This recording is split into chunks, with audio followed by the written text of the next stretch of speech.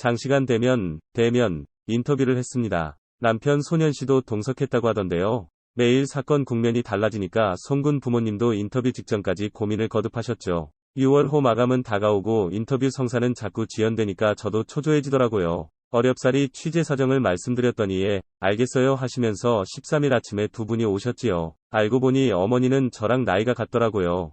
사건을 바라보는 어머니의 심정을 더 깊게 이해하고 공감할 수 있었어요. 예정된 인터뷰 시간은 1시간 정도였는데 두 분의 격정 토로가 이어져서 2시간 넘게 진행됐지요.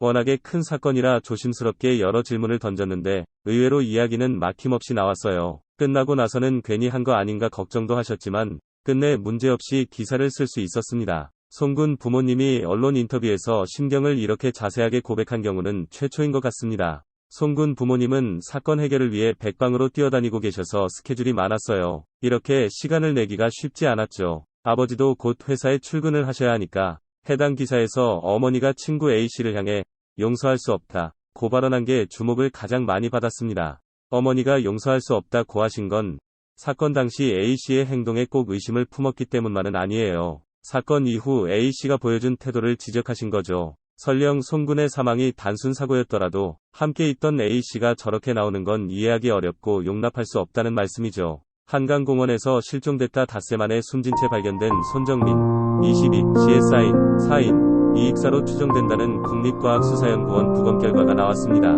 국과수는 머리 두 곳에 있는 상처는 사망 원인으로 고려하기 어렵다는 의견을 냈습니다. 13일 서울경찰청은 국과수에서 손정민 부검 결과 사인은 익사로 추정되며 머리 이개소 좌열창은 사인으로 고려할 정도로 보기 어렵다는 부검 감정서를 회신받았다며 결과를 밝혔는데요. 익사 추정 시간대에 대해서는 음주 후 약 2에서 3시간 정도로 추정됐다. 서울청 관계자는 정확한 해석은 마지막 음주 이후 비교적 짧은 시간대에 사망했다는 의미라고 밝혔다. 하지만 13일 부검 결과 약물은 검출되지 않았다고 합니다.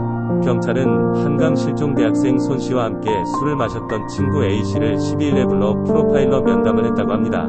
2시간여 진행된 프로파일러 면담에서 A씨는 변호사를 대동한 것으로 전해졌습니다. 또한 A씨의 노트북과 어머니 핸드폰 디지털 포렌식을 완료하고 A씨 아버지 핸드폰을 이미 제출받아 포렌식을 하고 있다고 합니다.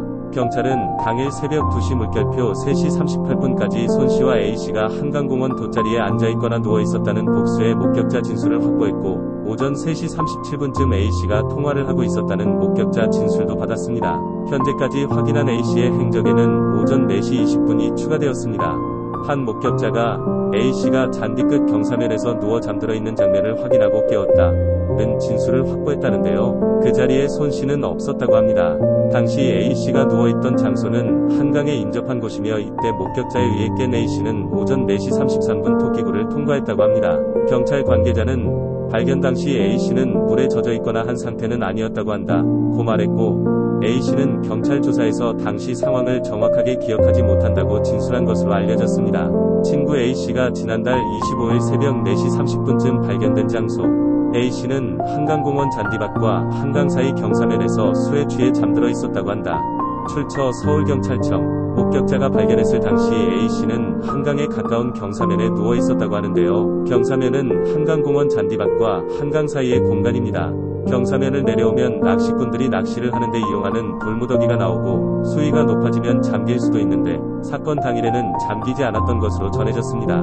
A씨는 발견 당시 한강 방향으로 발을 뻗고 잔디 방향에 머리가 있는 상태였고 이때 목격자에 의해 깬 A씨는 목격자와 한두 마디를 나누고 자리에서 일어나 오전 4시 33분 토끼구를 통과해 귀가했다고 전하며 경찰은 당시 행적을 재구성하는 데 수사력을 집중하고 있다고 밝혔습니다.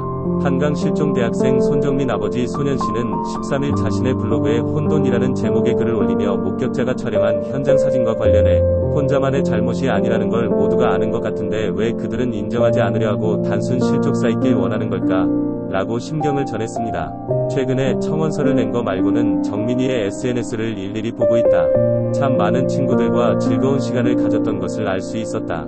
열심히 그리고 재미있게 살던 정민이 아쉽다 고 말문을 열었는데요. 그 아름다운 순간들이 단칼에 절단된 것이 오늘의 사진만 봐도 혼자만의 잘못이 아니라는 것을 모두가 아는 것 같은데 왜 그들은 인정하지 않으려 하고 단순 실족 쌓이길 원하는 걸까?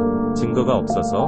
무엇을 지키기 위해서? 정말 모르겠다. 제가 인정에 이끌려 판단을 잘못하는 걸까? 라고 한탄했습니다. 아버지가 언급한 오늘의 사진은 사고 당시 아들과 친구 A씨가 함께 있던 모습을 목격한 새로운 목격자 B씨가 찍은 사진입니다. 한강 실종 당일 새벽 2시쯤 함께 있는 모습이 담겨 있었고, 당시 목격자가 사진을 찍은 이유는 누워있는 정민이 옆에서 주머니를 뒤적이는 게 의심스러워 도둑인 줄 알고 사진을 찍었다 고 진술했습니다. 또한 당시 목격한 상황에 대해 야구 점퍼를 입으신 분 A씨, 정민씨를 일으키려다가 정민씨가 다시 바닥에 풀썩 쓰러지자 A씨가 물건을 챙기고 가방을 맨 후 서성이다가 다시 정민씨 옆에 누웠다 고 설명했습니다.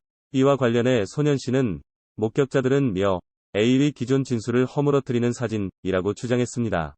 정민씨의 죽음과 관련해 억울함을 풀어달라는 내용의 청와대 국민청원은 지난 3일 게재되었고 현재 42만 명에 육박하는 동의를 얻었는데요. 국민청원은 100명 이상의 사전동의가 있으면 공개되는 조건을 충족하지만 정민이 국민청원은 아직까지도 비공개 상태입니다. 해당 기사를 접한 네티즌들은 강에 혼자 들어갔는지 누가 밀어넣은 건지 확인이 필요하다. 아버지도 계속 말씀하시고 계신다. 어떻게 들어가게 된 건지 알고 싶다고. 익사라는 결과는 너무 뻔했다. 그 원인이 뭔지 밝혀야 한다. 왜 신발을 버렸고 부모는 왜 새벽에 한강에 나오고 정민이 핸드폰을 가져갔나. 물에서 건져냈으니 당연히 익사지. 기절상태나 의식불명 상태에서 누군가 물에 빠뜨리면 당연한 거 아닌가. 익사도 두 종류다. 자이, 파이에 의한 등의 댓글 반응을 보이고 있습니다.